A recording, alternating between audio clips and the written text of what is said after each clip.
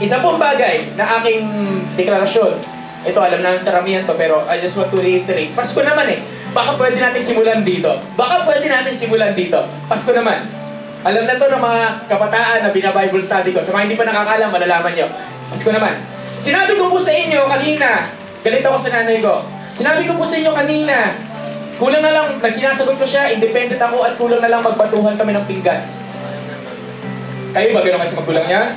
Basta sumasagot lang ako, hindi, magbatuhan kayo ng pinggan.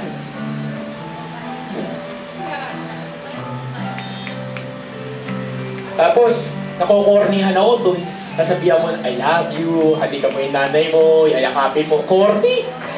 I've been 20 years old na ako nung nagkasama kami sa iisang bubong ng nanay ko. College graduate na ako.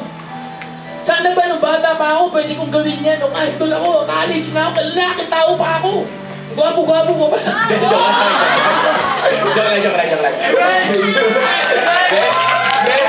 Joke lang yun. Nagkakatawa lang ako. Pero yun, time na yun, na ano, yay! Honestly speaking.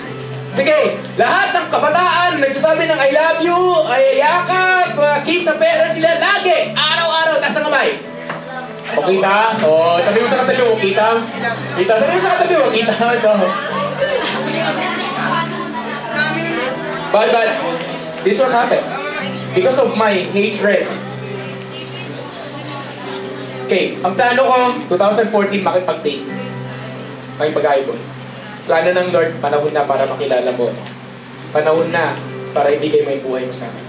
Hindi ako overnight nagbago. Pero, 2014, when I decided to give my life to Jesus, for sure.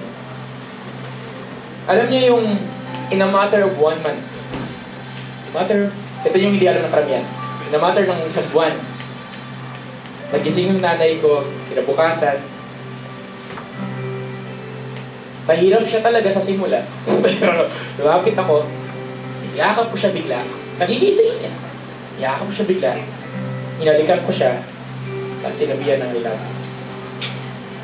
And starting that day, I will tell you, until now, that was 2004. Anong year? 12 years. 12 years. Kung magkikita kami ni Mama, hindi po ako aalis. Hindi ko siya halikan sa pisngi, o sa bulbunan, yayakapin siya, kasabihin I love you. Every time. Kabataan, kabataan tayo lahat dito. Ganun. But I will tell you this. If the Lord can change me, the Lord can also change you. Never po nag-respond ng nanay ko ng I love you sa akin. Never niya akong hinalikan ng pabalik at never niya akong niyakap. Kahit hanggang ngayon. Pero, isang bagay lang sigurado. Kinakwento niya yung mga ginagawa ko sa mga kapitbahay, kakilala niya. And minsan magugulat ka na lang, uy, alam mo ba? Si mama mo tuwan-tuwa, niyakap mo daw siya kanina. Alam mo, gano'n? Those things. Na sometimes hindi mo naiintindihan ang question, God, Lord, hindi naman siya nag-I love you sa akin, bakit ko tuloy gagawin? Sabi ng Lord, tuloy mo lang na. Ako bahala. Amen ba? Amen! And I invite everyone, tayo tayo lahat. And pwede ba palakpakan natin ang Panginoon? Diba? So sabihin mo sa katabi mo, merong plano ang Diyos sa'yo. And that's the story of Christmas. The story of Christmas is simple. Hindi mo naiintindihan yung plano ng Lord. Lord, sabi mo, pagpapadala ka ng takapagligtas. Alam, dumating. Baby. Ang kaya gawin ng baby. Sanggol. Sabi, nagpe-pray yung buong bansang Israel. If you're going to study the Bible, nagpe-pray yung bansang Israel. Lord, bigyan mo kami ng tagapagligtas laban sa Roman Empire. Gusto namin lumaya, gusto namin magkaroon ng independence laban sa Roman Empire. So they're waiting for a Savior, literal na Savior. Sabi ng Diyos, promise sa kanila, papadalan ko kayo ng Savior. Papadalan ko kayo ng Redeemer. Basahin niyo yung Bible. Papadalan ko kayo ng salvation. Tiwala kayo sa akin. Then on that night, may pinanganak na baby. And sabi, ito yung King of the Jews. Short, ito ang Savior mo. Nagpe-pray ako ng Savior. Bakit baby? Dead end. Labo. Tama mali? Let's be practical. Tama mali? Nagpe-pray ka ng Savior, papadala sa'yo baby. Ano yan? Maglalakad? Pastor, supernatural yung baby. Supernatural yung baby Jesus. Siya yung nagpapalit ng sarili niya lampin. Hindi po. Totoong naging sanggol po siya, okay? Yung paano naman yung totoo po yun. But the bottom line is, when you trust God, you will see na yung nag-aasang Israel ng salvation para sa bansa nila, pero ang plano ng Diyos, salvation para sa buong mundo. Mas higit pa sa kanong plano. So let me end and thank you, Jesus, for this moment. Can I invite everyone? Let's bow our hands. Father God, we understand these things. Na sometimes there are times na nangyayari sa buhay namin na hindi namin gusto. But today, I just want to give hope sa bawat isa na despite of everything, you have a plan. You have a plan. Perhaps hindi namin naiintindihan. But we just want to entrust everything. Tulad ni Joseph sa kani Mary.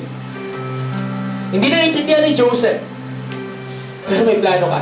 You want to interrupt yung plano nila kasi you want to experience something great sa buhay. You want them to experience something great mula sa iyo. Thank you, Jesus. Can you look at me? I will tell this story and I pray baunin natin sa pag-uwi. Siguro yung iba dito nakarinig na nitong kwentong ito pero for the sake, let me tell it again. May 3 puno nag-uusap-usap. Sino nakarinig na ng story nito? Yung nakarinig na. Yung 3 puno. Lahat na nakarinig, taas ang kamay. Sino ba hindi nakarinig ng 3 puno? So marami pa? Marami. Sige. Sa mga hindi nakarinig. Sa mga hindi nakarinig. Okay. May 3 puno nag-uusap-usap. Yung 3 puno na nag-uusap-usap, sabi nung isa, ako, gusto ko maging treasure chest one day. Lalagyanan ako ng mga treasure, the most beautiful treasures in the whole world. Sabi nung isa, gusto ko maging barko, kung saan sasakay sa akin ang mighty men, powerful people. Sabi nung isa, ako gusto kong gusto kong maging mataas. Gusto kong ilagay sa ibabaw ng isang mataas na lugar kung saan titignan ako ng mga tao. Dumating yung isa. Dumating na yung panahon kung saan kailangan putulin yung isa. Yung gusto maging treasure chest. Sabi, yes, chance ko na maging treasure chest na ako. Yung dream of my dreams mangyayari. Treasure chest ka. Sige. Ginawa mong parang box. Wow, ito na. Treasure chest na ako. Kasi lagay ng lalagyan ng pagkain ng hayop. Diba? Naging stable. Yung isa, dinala sa shipyard. Wow, magiging barko na ako. Ito na yung chance ko. Yung pala yung shipyard, pagawa ng mga bangka ng mga ingisda. At naging fisherman boat yun. At yung isa, hindi ka maganda, diyan ka lang. Wala kang kwenta. 3 puno. Well, on the night, isang gabi, may naligaw doon sa kwarta ng mga hayop. Kung saan nandun yung puno na nagde-desire siya maging treasure chest. Pero naging para siyang box na lalagyanan ng mga pagkain. Stable. May pinanganak doon sa kwarta ng mga hayop. At yung sanggol, nilapag doon sa box ng puno na gusto niya maging treasure chest. At on that night, at that very moment, sinabi nung punong yun, I'm holding now the most beautiful, wonderful, precious treasure in the whole world. Dumating yung time, yung puno na naging ginagamit ng mga mangingisda, isang araw yung puno, biglang nandun yung mga tao, meron silang tinaan ng bagyo.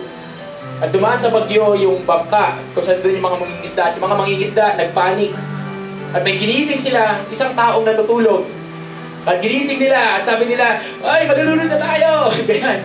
Ginising nila, at nagising yung tao na alimpungatan, yung taong natutulog. At sinabi ng tao na nakasakay doon sa puno, ay sa bangka, sinabi niya, bagyo, storbo ka. Tumigil ka. Tumigil yung bagyo. Tulog ulit siya. At sabi ng bangka, wow, yung pinaka-powerful person sa buong mundo, nakasakay sa akin, na kahit yung bagyo, nakikinig sa akin. Then last one, yung walang kwentang puno. Isang araw, may mga paparusahan na kriminal. Binuhat siya ng isang tao. Dinala siya sa mataas na lugar, at doon sa mataas na lugar, pinako yung tao at saka tinaas. Yung huling puno naging krus. Yung huling puno hindi niya sinabi, hindi ko sinabi sa inyo kanina, pero ito sabi niya, gusto kong may mga taong titingala sa akin, gusto kong mapunta sa mataas na lugar para maging malapit ako sa Diyos. At yung oras na yung may pinako sa kanya, dinala siya sa ibabaw ng burol. Mga tao nakatingin sa kanya.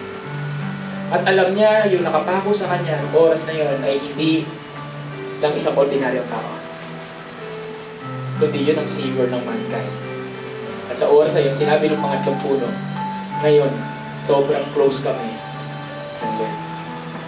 Sometimes, hindi mo naiintindihan, meron kang dream, meron kang gusto mangyari, pero may mas magandang plano ang Diyos sa atin. At sa Paskong ito, gusto ko lang po sabihin sa bawat isa, it's not about the gifts, it's not about the foods, it's not about the celebration or the lights. It's all about Him. It's not even about Santa Claus. Please, huwag ka naman maniwala kay Santa Claus. Kapit-bahay nyo lang yun. Please lang. Kasi it's all about Jesus eh. Tama mali? It's all about Jesus. We celebrate this Christmas. Sasabihin mo, Pastor, inuman, Pasko naman eh. Bakit ko ba may birthday? Inuman. Ginawa mo pang reason yung Pasko. Ano ba reason bakit dumating dito si Lord? Para magsaya tayo? Hindi. Ang reason dito, dumating si Lord para mag-ayos ang buhay. And I pray, let's appreciate it. Amen ba? Amen. Can I beg everyone, let's bow our heads as I have the final prayer. Lord, tulad ng punong yon, tatlong puno. Hindi namin naiintindihan, minsan mukhang malabo sa malabo. Pero, kung kami magtitiwala lang, meron kang best na gagawin. Salamat Lord sa bawat isa na nandito. And this Christmas, this season of Christmas, remind us na ang dahilan kung bakit ka dumating sa mundong ito, hindi para magsaya kami o kung ano man, kundi para ma-realize namin na mahal mo kami. At dahil sa pagmamahal na yun na magiging dahilan kaya kami magsasaya. Hindi kami nagsasaya kasi, uy, nagsubuan na naman, pagkain na naman, tatabaan na naman kami, so on so forth. Hindi, Lord. Kundi, magsasaya kami sapagkat dumating ka sa mundong ito kasi gusto mong baguhin, ayusin, pagalingin, palayain ang mga bagay sa buhay namin. Gusto mong iligtas ang bawat isa. For God so loved the world that He gave His only begotten Son, that whoever believes in Him shall not perish, but will have everlasting life. That is the plan of God. And kapatid, kung nandito ka sa hapon na to, give Him a chance. Give Jesus a chance and I will tell you, hindi ka po magsisisi. Salamat po, Lord, for this day. And we just want to say we love you, we praise you. Thank you, Jesus. Amen. Amen. Pwede ba natin palakpakan natin, Panginoon? Pwede ba isang palakas na palakpakan, Panginoon? Thank you, Jesus. Tama, sabihin mo sa katabi mo, can you tell that limang tao dito tayo, sabihin mo sa kanya, mahalin natin ang Lord. Come on, let's go. Mahalin natin ang Lord. Amen po.